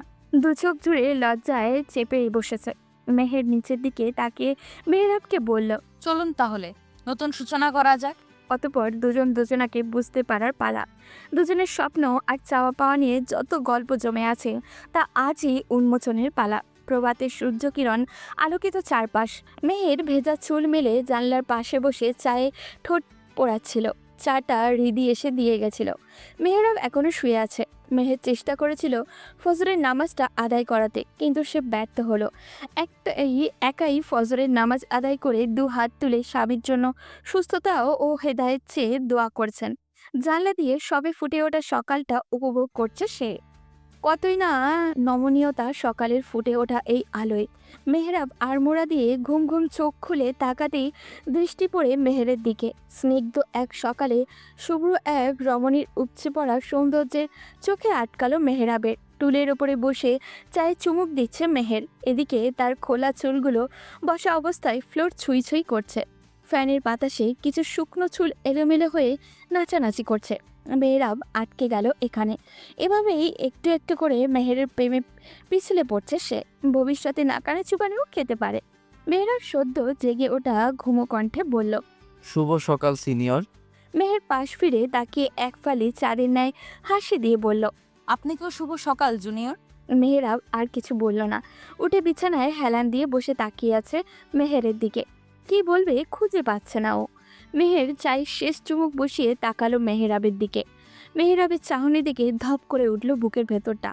অচেনা এক চাহনি, ঘোর লাগানো এক মুহূর্ত। স্বামী স্ত্রীর মাঝে এভাবেই বুঝি প্রেম আসে। মেহের চোখ ফিরিয়ে ঢোক গিলে বলল। কিছু কি বলবেন? মেহেরাবের যেন হুঁশ এলো। সেও চোখ নামিয়ে নিল। এভাবে বিহারের মতো তাকিয়ে থাকবে এটা সে ভাবতেও পারেনি। বিয়ে এক অদ্ভুত জিনিস, সম্পূর্ণ ভিন্ন এক দুনিয়ার মতো। ভালো মন্দ দুটোই বসবাস করে। এটা নির্ভর করে আমাদের নিজেদের উপরে। মেহেরাব দ্রুত বিছানা থেকে উঠে ওয়াশরুমে চলে গেল। মেহেরের সামনে থাকলে বোকার মতো আর কি করে বসবে তার আর জানা নেই। নিজের অ্যাটিটিউড বিয়ের পর ধূপধাপ করে পাল্টে যাচ্ছে। একদিনে এত সব। নিজের প্রতি নিজেরই এখন বিশ্বাস নেই মেহেরাবের। সকালের নাস্তার পর মেহের তৈরি হয়ে নিল, সাথে মাইশাও তৈরি হলো। আজ সে বাবার বাসায় যেতে হবে। মেহেরাবও তৈরি হলো। কিছু উপহার সামগ্রী রেদওয়ান সাহেব আর সাফিয়া বেগম মিলে তৈরি করে রেখেছিলেন। যাওয়ার সময় মেহেরের হাতে ভালো করে বুঝিয়ে দিলেন সেই সব। 2 মাস কেটে গিয়েছে ইতিমধ্যে। মেহেরাব এখন বেশ ভালো করেই হাঁটাচলা করতে পারে, কোনো অসুবিধাই হয় না। মেহের তার জীবনে ম্যাজিকের মতো, নতুন এক পাল্টে দেওয়া ভোরের মতো, যে কারণে নিজেকে এতটা গুছিয়ে নিতে পেরেছে ও। এখন সে তার বাবার সাথে ব্যবসা সামলায়। ছেলের এই পরিবর্তনে রেদওয়ান সাহেব বেজায় খুশি। মেহেরকে ছেলের বউ করে আনার সিদ্ধান্তটা শতভাগ সাফল্য অর্জন করেছে। মেহের তাড়াতাড়ি করে গোসলের পানি বালতি ভরে রাখছে। মেহেরাবের কাছ থেকে ফেরার সময় হয়ে এসেছে। মেহেরাব ফেরার পূর্বেই তার প্রয়োজনীয় সব কিছু প্রস্তুত রাখে মেহের। সারাদিনের কাজ শেষে বাড়িতে ফিরে আসার পর এই ক্লান্তি তাকে ছুঁতে পারে না মেহেরের জন্য। মেয়েটা মেহেরাবের জন্য সর্বসেবা হয়ে গিয়েছে। মেহেরাবের হৃদয় জুড়ে যে মেহের এত দ্রুত গতিতে জায়গা দখল করে নিবে তা মেহেরাব কল্পনাও করেনি। মেহের রিদির ঘরের পাশ দিয়ে রান্নাঘরের দিকে যাচ্ছে মেহেরাবের জন্য শরবত তৈরি করতে, কিন্তু মেহের দাঁড়িয়ে পড়ল। রিদি সম্ভবত কারোর সঙ্গে গভীরতা নিয়ে ফোন আলাপ করছে। গভীরতা বলতে প্রেমিক যুগলের মাঝে যেমন আলাপ হয় আর কি। মেহের অপেক্ষা করলো রিদির কথা শেষ হওয়ার। প্রায় 15 মিনিট শেষে রিদির কথা শেষ হলো। এত সময় মেহের ধৈর্য নিয়ে দাঁড়িয়ে ছিল ঠায়। মেহের দরজায় টোকা দিল। কয়েক সেকেন্ডের মধ্যেই রিদি হাসি মুখে দরজা খুলে দিল। কার সাথে কথা বলছিলে? মেহেরের এই প্রশ্নের জবাবে রিদি বেশ ইতস্তত বোধ করছে। শেষ পর্যন্ত বান্ধবীর সাথে কথা বলছিল বলে দিল। রিদির জবাবে যে সত্যতা নেই মেহের তা বাচনভঙ্গিতেই বুঝতে পারল। রিদি হয়তো কোনো কারণ থেকে বলতে চাইছে না। মেহের জোরও করল না, তবে হাল ছাড়ল না। কোনো না কোনোভাবে তাকে বোঝালে সে বুঝবে, এই আশা করছে মেহের। মেহের বলল। আচ্ছা রিদি, তোমাকে একটা প্রশ্ন করি। ভাবি, তা আবার জিজ্ঞেস করতে হয় নাকি? বলা যা বলার। ধরো তোমাকে আমি 2টো রসগোল্লা দিলাম। একটা খুব যত্ন সহকারে প্যাকিং করে রাখা হয়েছিল, আর অপরটি খোলা অযত্নে ছিল। তুমি কোনটা গ্রহণ করবে? রিদি সাথে সাথেই উত্তর দিল। অবশ্যই পরিষ্কার পরিচ্ছন্ন পরিবেশে যেটা ছিল সেটা নেব। খোলা অবস্থায় রাখাটা কেন নেবে না? খোলা অবস্থায় থাকা মানে তো তুমি নিজেও জানো ভাবি, কত ধুলাবালি রোগ জীবাণু ছড়াইতে, কত রকমের পোকামাকড় হানা দিতে পারে বিনা অনুমতিতে। অবশ্যই এটা স্বাস্থ্যের জন্য খারাপ। একটা সাধারণ ফল তার খোসার ভেতর থাকাকালীন যতদিন সতেজ থাকে, একটা খোসা ছাড়ানো ফল তার অর্ধেক সময়ও সতেজ থাকে না। প্যাকেটিং অবস্থা এজন্যই বেটার। মেহের হাসলো রিদির কথা শুনে, তারপর বলল। আমরা মেয়েরাও এই রসগোল্লার মতো, ফলের মতো। নিজেদের আমরা যত যত্নে রাখি আমরা ততই ভালো থাকি। আল্লাহ তাআলা আমাদের জন্য সবকিছু সুন্দর নিয়ম বেঁধে দিয়েছেন। সেই অনুযায়ী চললে অবশ্যই আমরা ভালো থাকব।